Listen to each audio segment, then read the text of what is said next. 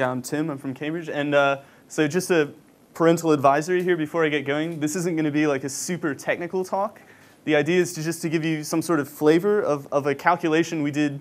I mean, it's going on a while ago now, back in September, and some ongoing work on a certain research project, and hopefully try to get you interested enough in the basic philosophy of this that you can go away and read the details for yourself or ask me afterwards.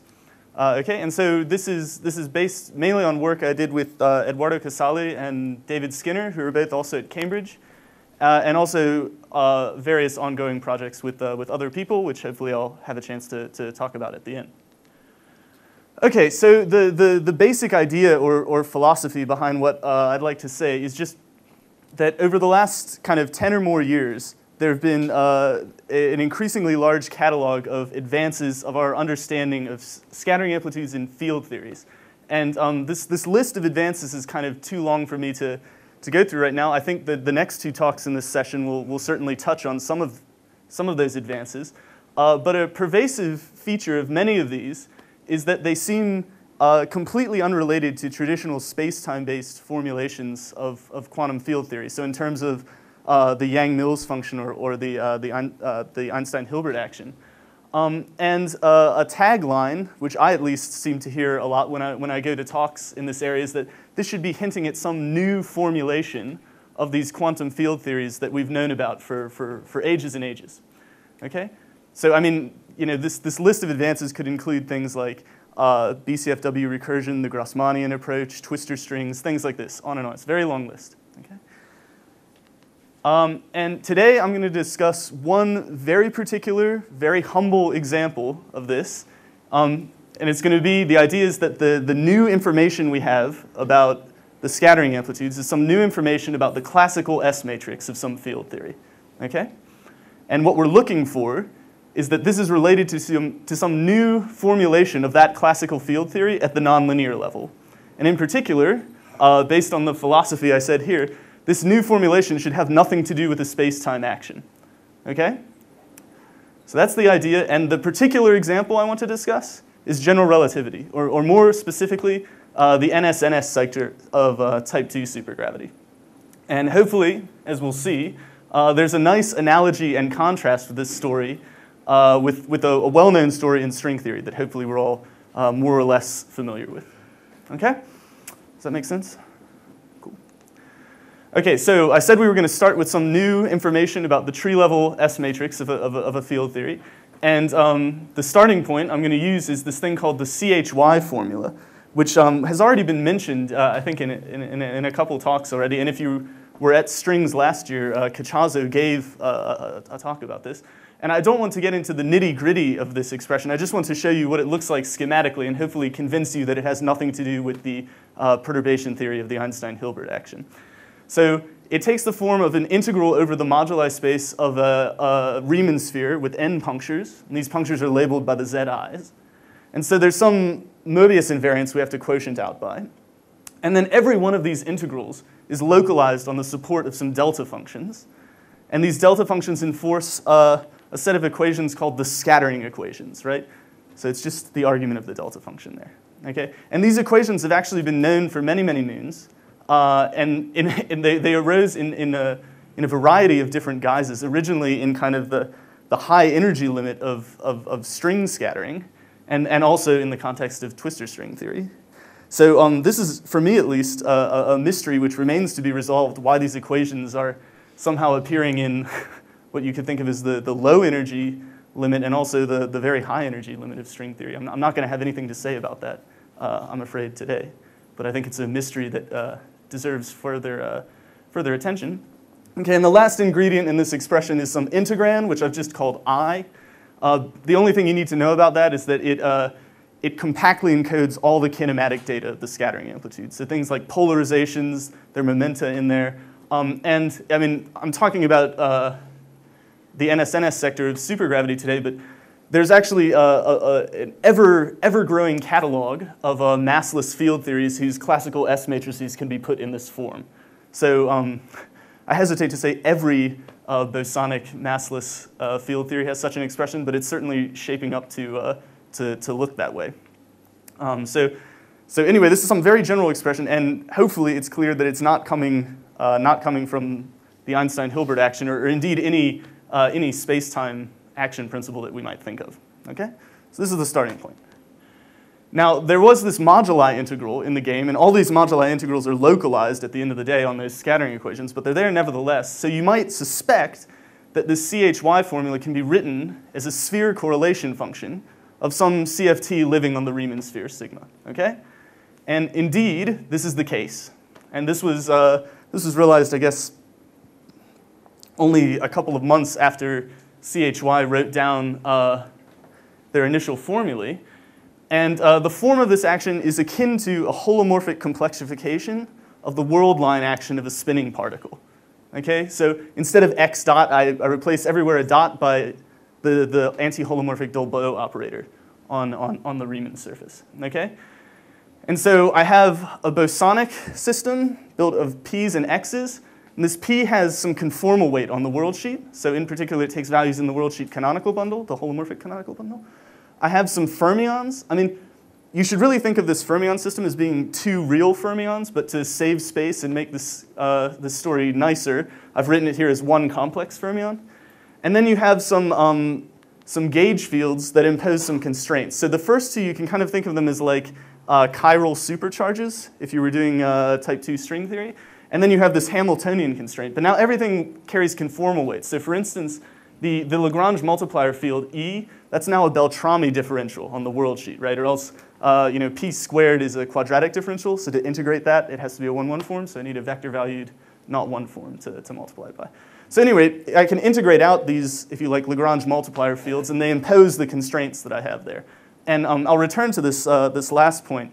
But the p squared constraint, that just is the scattering equations that appear in the CHY formulae. Okay, so I'm not going to go through the details of how you can use this CFT to compute the CHY expression. I'll just sketch it schematically. Yeah, so, whoops. Okay, so you follow the usual procedure, and you can gauge fix these constraints to 0, and also gauge fix world sheet gravity, and the price you pay are some ghost systems, and then you get a BRST charge. Okay, just the usual way you would go about doing this. The thing that's different is that everything here is chiral, right? So everything has holomorphic conformal weight and no anti-holomorphic conformal weight. Okay, so in particular, I have two BC ghost systems, one corresponding to the stress tensor, and the other one corresponding to this quadratic differential Hamiltonian constraint, p squared, that I gauged to 0. And then I also have some SUSY ghosts, if you like.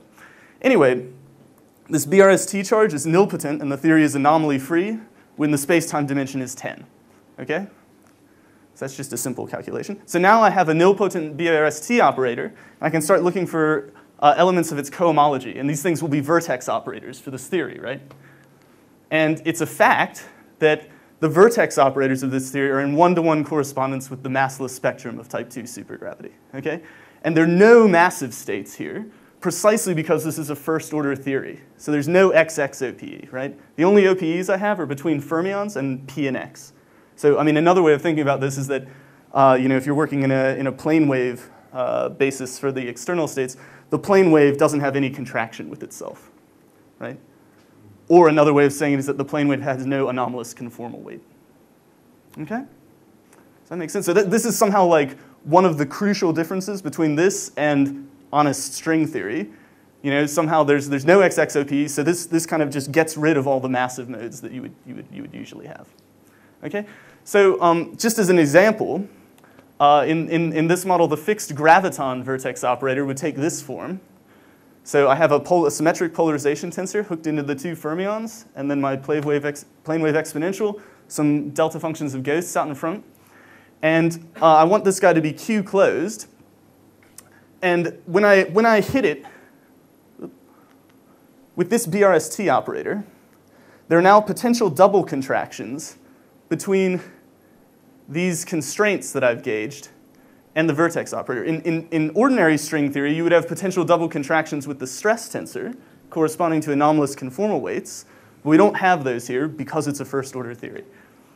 So those potential double contractions lead to the on-shell conditions for this vertex operator. So k squared is equal to 0 and epsilon dot k is equal to 0. Okay?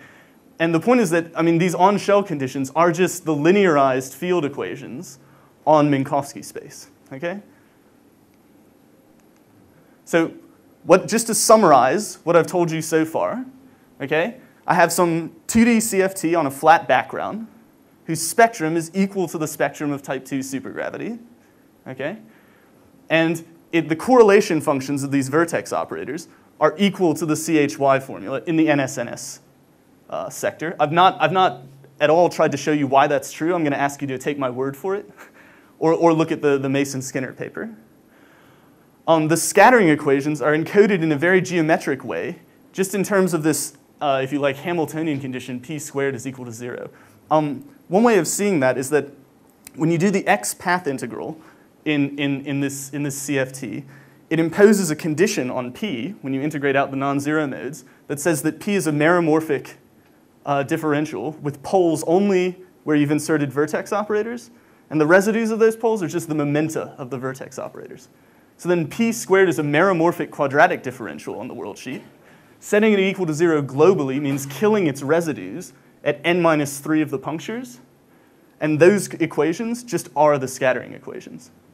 Okay? The kind of, beyond just being cute, the advantage of phrasing the scattering equations in this way is that this condition makes sense on a Riemann surface of arbitrary genus. So you can take this as defining the scattering equations on an arbitrary genus Riemann surface. There's a whole story about kind of generalizations of the CHY formula to higher genus. In fact, there was a poster here at this conference about this. And Piotr is in the audience, so if you care to talk to him about it, he and Eduardo wrote a very nice paper providing some non-trivial evidence in favor of the conjecture that this thing is telling you something physical on higher genus Riemann surfaces, but I don't want to focus on that for now. I want to get back. Yeah? What is the question mark? Do you have a question? Right, okay, so yeah, so all right, let me address that now rather than later. At tree level, this theory provides you with an integrand that's localized on some delta functions. At higher loops, the arguments inside these delta functions have elliptic functions in them, and solving them becomes like intractable, not just for me, but for a computer, okay, for generic kinematics. So it's, in that sense, for a generic kinematic configuration, we don't know how to prove that the integrand you get is a rational function of the kinematics.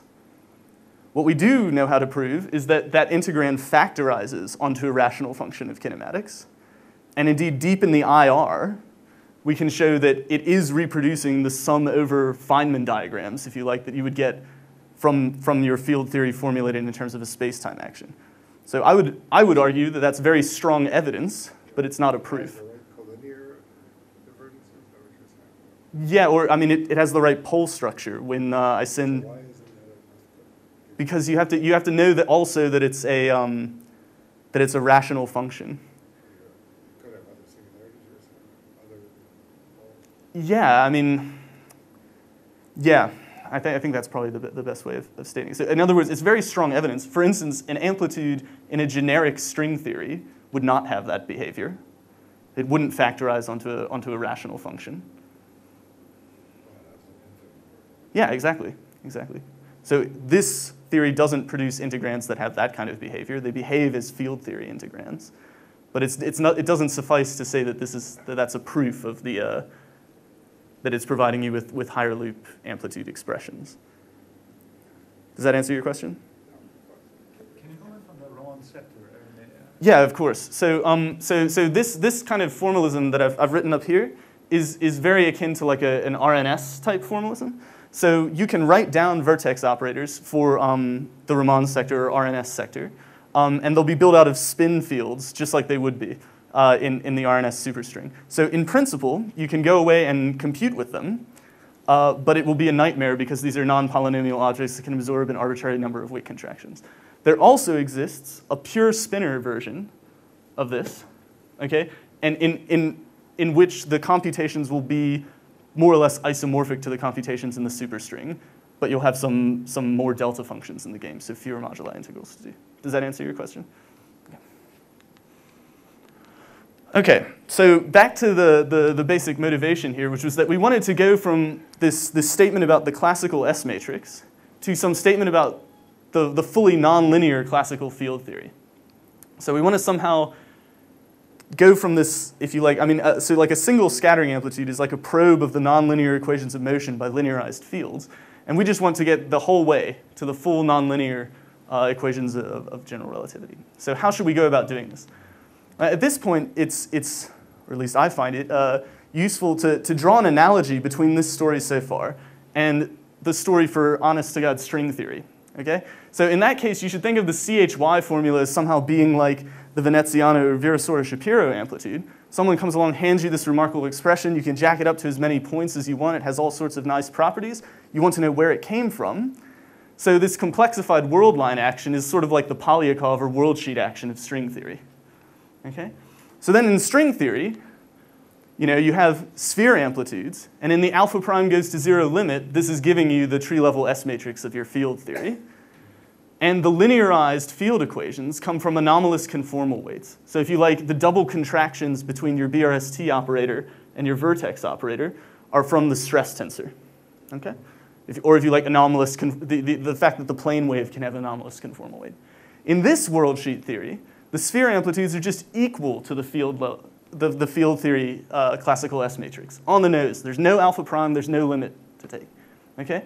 And the linearized field equations come not from anomalous conformal weights, but from double contractions with these kind of additional symmetry currents that we gauged. Okay? So in string theory, how do you get a nonlinear statement out of the game? Well, you put your world sheet action on a curved background, so you have your nonlinear sigma model, and you ask that this guy is conformally invariant at the quantum level, right? So you have to go away and compute some beta functionals.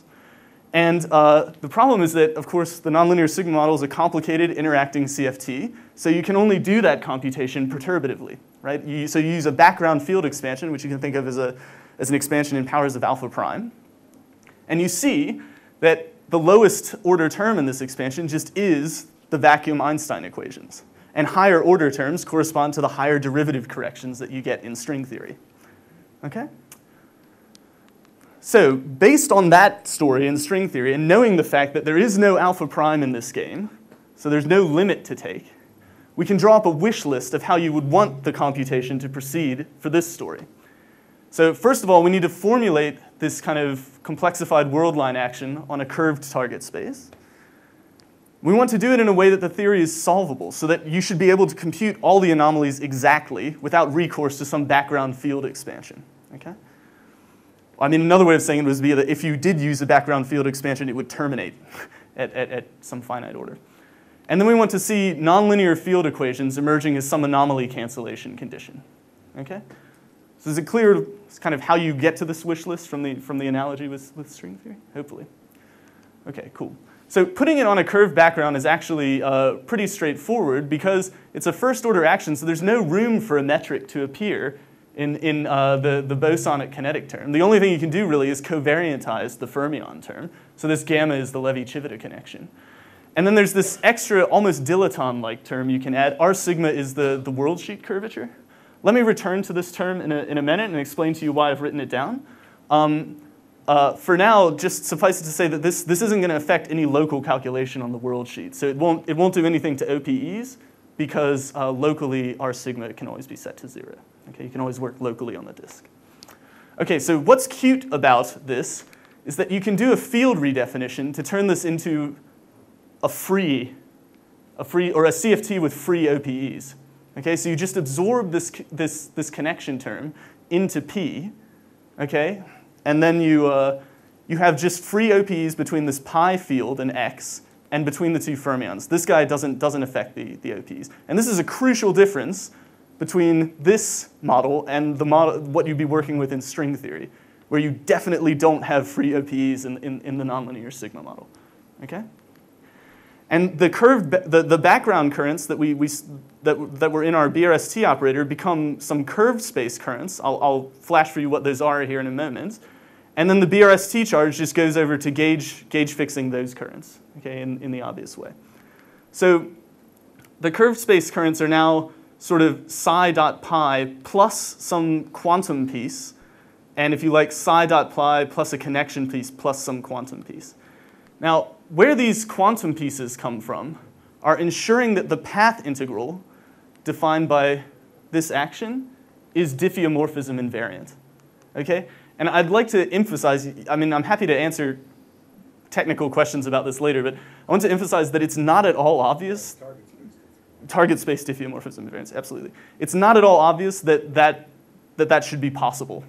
It's something very special about this model. Okay? But then once you've added these quantum terms to get target space diffeomorphism invariance, that actually means that these currents are no longer world sheet primaries because there's third order poles between the stress tensor and these guys. And that's why you have to add this term here, because you modify the stress tensor and it gets rid of those third order poles. So then it makes sense to gauge those currents and put them in the BRST operator. Okay?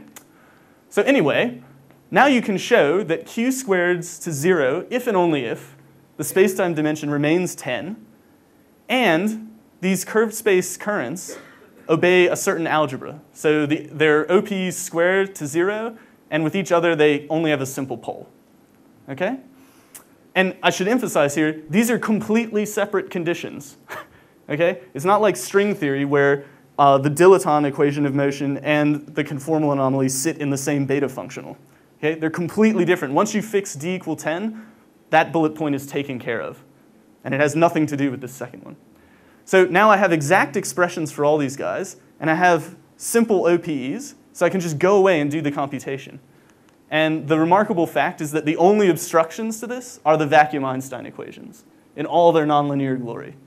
Okay? And you can easily add a B field and a dilaton to this story, and then these equations just become the field equations for the NS-NS sector of type 2 supergravity.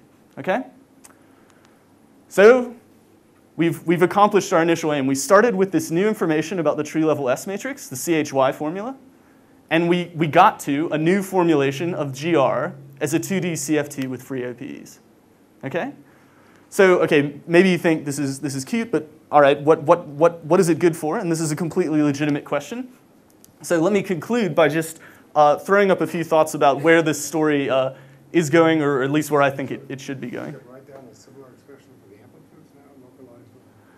Right, yeah, so very good. So in principle, you might think, okay, I mean, what this is saying is that in principle, any semi-classical observable in GR should reduce to a calculation in a 2D CFT with free OPEs. So in principle, I should be able to go away and do it.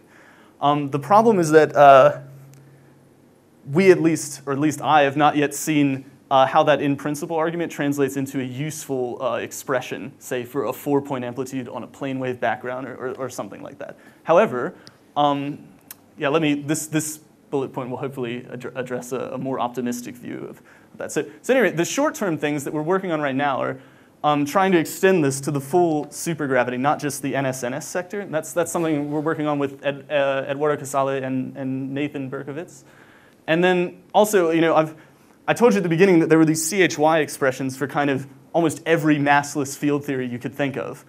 So why did I just tell you about GR? And it's because we don't really know a good world sheet description for any of those other theories yet. There are lots of prescriptions that work at tree level, but they're not anomaly free and don't match the spectrum completely the same way that this kind of type 2 model that I've described here does. So that's, we're very close to figuring this out, I think, for Einstein-Yang-Mills theory. And that's something I'm working on with David Skinner, Eduardo Casale, and a grad student, Kai Rohrig, in Cambridge. So anyway, these things, I think, hopefully, we'll have concrete answers to in the near future. The medium-term goals, I think, are trying to use this to actually compute something new. So, for instance, trying to set it up on kind of integrable Riemann-Riemann backgrounds where you might hope that there's a chance you could get CHY-like expressions for all the classical boundary correlation functions, say on ADS5 cross S5. I think that would be very good. There's also lots of open questions related to this higher genus prescription that I alluded to earlier. Perhaps it's best not to kind of talk any more about that unprovoked. And I think for the health of this subject, sooner or later, it has to make connection with string theory because these field theories we're talking about right now are UV divergent. So there's kind of limited mileage I think this program can get in that sense. And well, okay, maybe I'll leave that for private discussion. But yeah, anyway, thanks for your attention.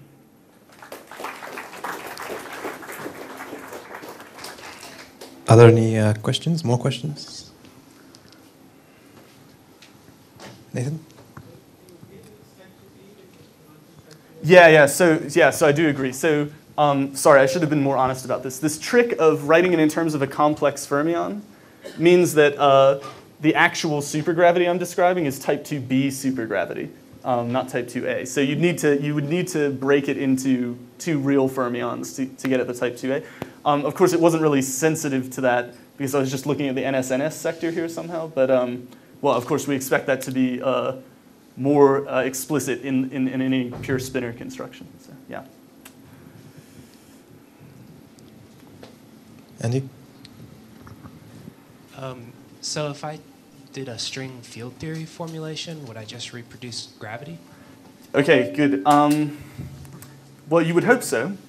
I think something that, so okay, I said, whoa, sorry. I said initially that that kind of you should think of these theories as a complexification of like the world line action.